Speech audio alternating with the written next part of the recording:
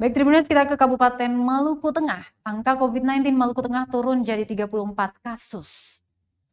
Tren kasus COVID-19 Kabupaten Maluku Tengah menunjukkan perkembangan sangat baik. Terdata awal hingga akhir Agustus 2021, tingkat kesembuhan meningkat hingga hanya tersisa 24 kasus dari 103 kasus. Berikut rincian kasus berdasarkan wilayah yang dirilis gugus tugas COVID-19 Kabupaten Maluku Tengah per Senin 30 Agustus 2021.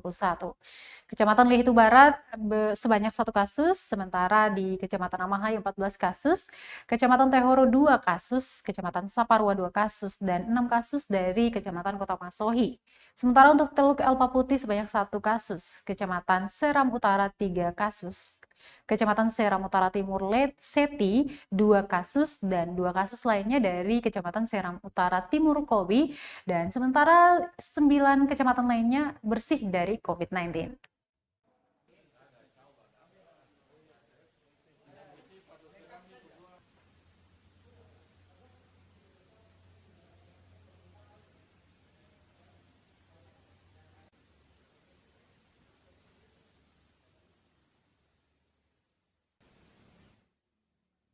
Terima kasih sudah nonton.